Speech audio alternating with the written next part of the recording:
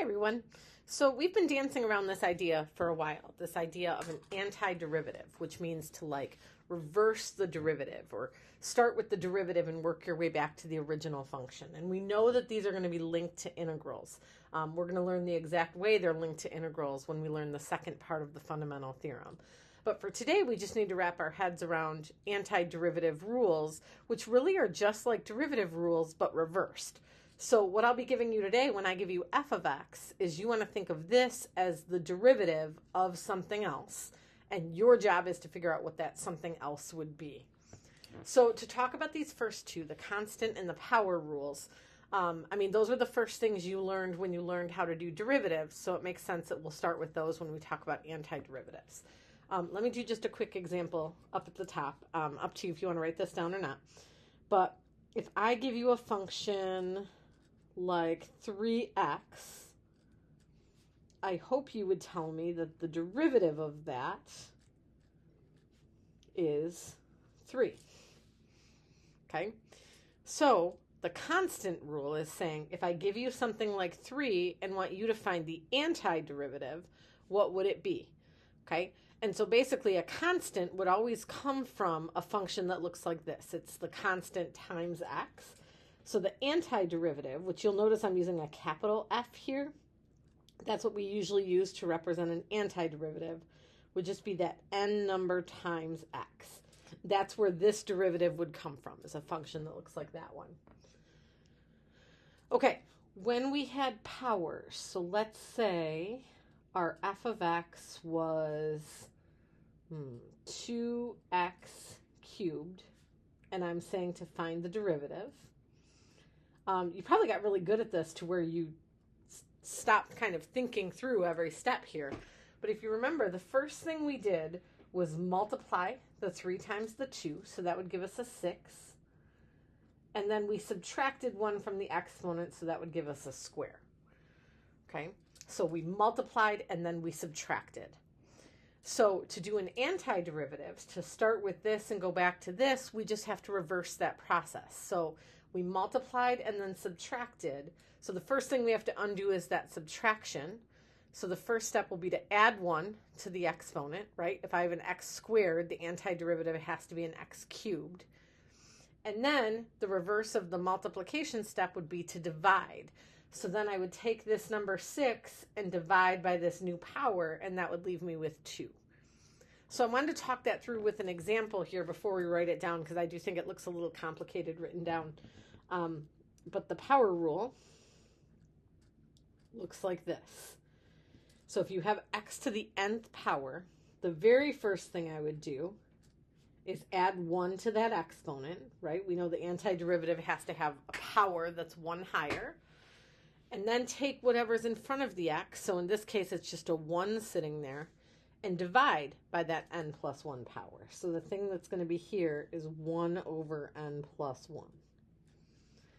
And so again, if you followed your derivative rule, the first thing you would do, if I was taking the derivative of this thing, is you would go n plus 1 times this. And that's just going to cancel out, right? You'd be left with just your 1, which is what this has.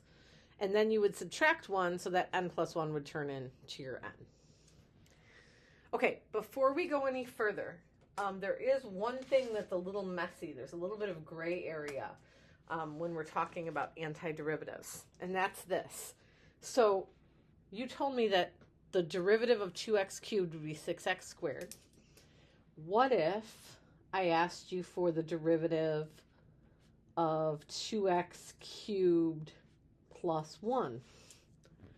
Well, when we take derivatives, constants like that just have a derivative of 0. And so you would also tell me that this derivative is 6x squared. So the question is, if I give you this and tell you to reverse it, how do you know what's here?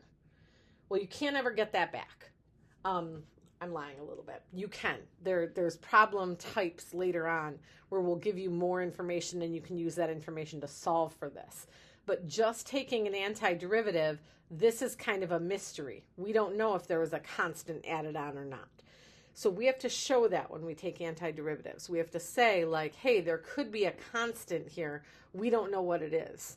Okay, so for every antiderivative all the way down this page, you're going to see me do this on my answer. Plus C, plus C.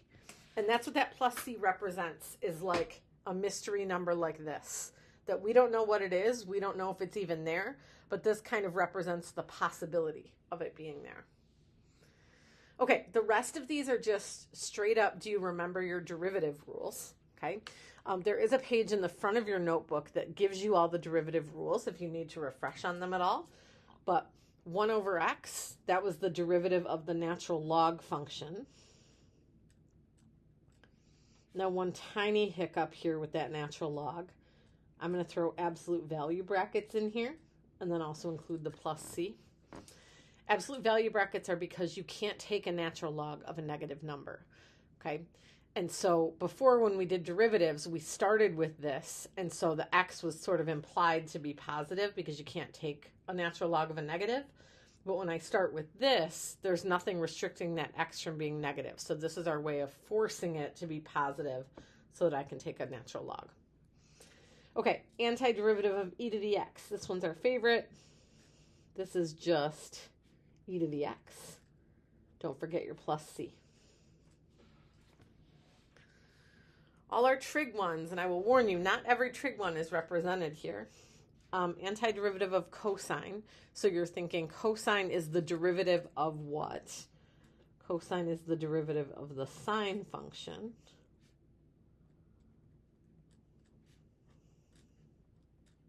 And again, derivative of sine is cosine, right? That's how we're doing this. Okay, so what about just sine by itself if you're doing an antiderivative? Well, the derivative of cosine is negative sine, but this one doesn't have a negative in it. So the only way we can get it to be positive is if our cosine, if our cosine was negative to begin with, right? Because my derivative of cosine would be negative sine, so then I would have negative sine, so it's positive. Plus c. Secant squared. Going kind of fast here if you need to pause at any point, or if you want to wait till the end and then pause the video to catch up. Antiderivative of secant squared is tangent x. Cosecant squared is negative cotangent x. Okay. These ones are your inverse trig functions, and I will tell you, these ones don't come up very often at all. And honestly, if they do, it's only ever these first two. This one hardly ever appears.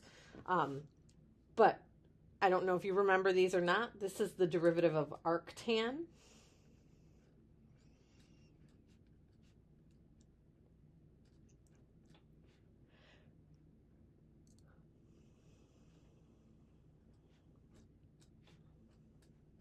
This one is the derivative of arcsine.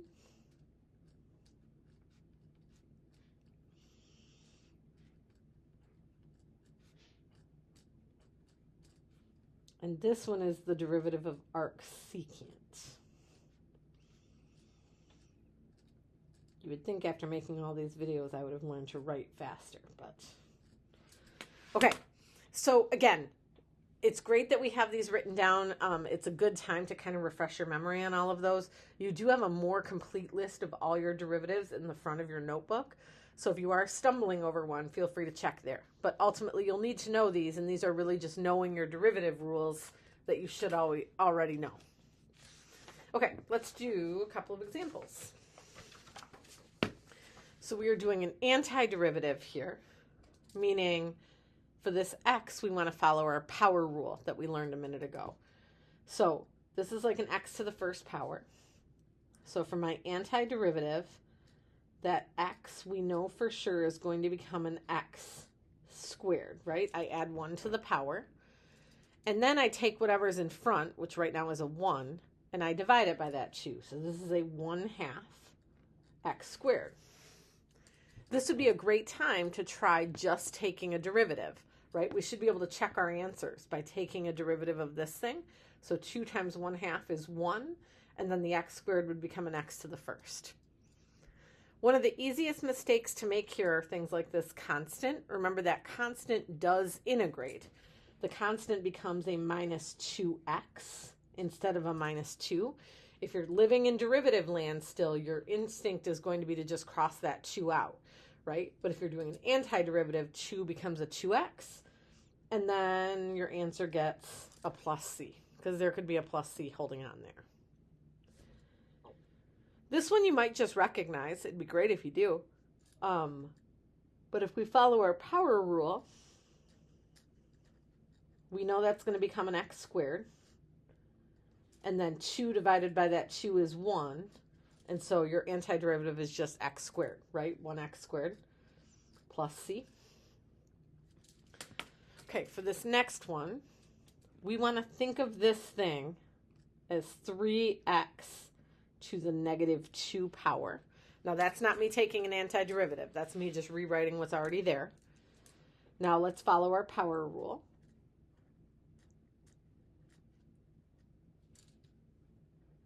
So let's add 1 to this exponent. Negative 2 plus 1, be careful with your negatives here. That makes an x to the negative 1 power. And then 3 divided by negative 1 gives us a negative 3.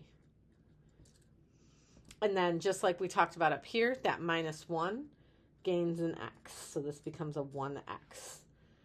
Which you could take this thing and rewrite it. I mean, you wouldn't have to take this step, but this is really negative 3 over x minus x, and then plus c. Okay, secant squared, that's one you just have to recognize. We talked about that on the previous page. Antiderivative of secant squared is tangent x plus c. These ones we stumbled over even when we were taking regular derivatives, so now let's see how antiderivatives go. That x over 5 is really a 1/5 x, and that x is to the first power. So it's going to be an x squared, we know that. And then I need to take this 1/5 and divide by the 2. 1/5 divided by 2. Oh, I can't stop yawning. Sorry, guys. Is 1/10, and then plus c. And the last one. So you will get good at recognizing these, right? That not everything is like a power rule. This you have to just kind of look at the whole thing and recognize that that's the arctan derivative. Now, that would be a very different story if that 1 plus wasn't there, right? If it was just a 1 over x squared, then I would probably approach it like this one here. But this whole thing is just the derivative of arctan. So we can say that our antiderivative is arctan plus c.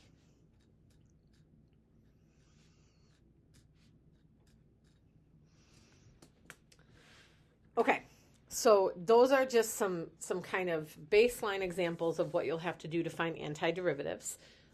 We know that derivatives involve a lot of different rules, right? We have a product rule, we have a quotient rule, we have a chain rule. We're going to have to learn to undo all of those things. Some of those things are easier to undo than others. So for chain rule, which is what we're going to talk about down here, there is a very thorough method to reverse the chain rule for taking an antiderivative. We are going to learn that method later once we get really good at doing these types of problems. But I refer to these as easy chain rule because this is just an itty bitty chain rule, right? Like this 5x sitting here, this 3x sitting here. Like when we take derivatives, we definitely have to do chain rule with those, but they aren't nearly as complicated as some of the others. So these you can usually just do with a little bit of a shortcut that I want to show you here. You will be much better off if you can just get good at the shortcut. Even once we learn that new method, I would love for these problems to not throw you for a loop and just be able to kind of do them off the top of your head. So let me show you what problem we run into with doing an antiderivative here. Let's just pretend this 5x is just a normal thing, right? Like we don't have to do anything weird with it. So I would make my antiderivative. Let's see, antiderivative of cosine is negative sine. So I would say negative sine of 5x. And then, of course, the plus c. That's not the final answer, by the way. But so we said that if this is the antiderivative, then if I take the derivative of that thing that I just wrote down, it should give us back this, right? So if I handed you this and said, take a derivative, I hope your brain would say, well, I need to take a derivative of the 5x first. So I'm going to multiply by 5. And then the derivative of sine is cosine. Okay. Oh, you know what? I just realized I am wrong about this. Sorry about that. I think I said it and then didn't write it right. The antiderivative of sine is cosine. Negative cosine. So that part's correct. I just rewrote sine instead of cosine. Sorry. Okay, so back to what I was saying. If I said take the derivative of cosine, you would say, well, it's negative sine, and this makes it negative again. So double negative means this is just a sine of 5x. And then the plus c goes away because when I take a derivative, that's just 0. So this is how chain rule works, right? The problem is, if you look at what I started with, there's no 5 sitting there. There's nothing here in this spot. Okay, so something happened to get rid of this 5 that should be showing up from my antiderivative. Okay, so we have to think about what would make that 5 cancel out. What would make that 5 disappear in my antiderivative? What could I insert that would make this 5 go away? Okay, and the answer to that is a magical 1/5.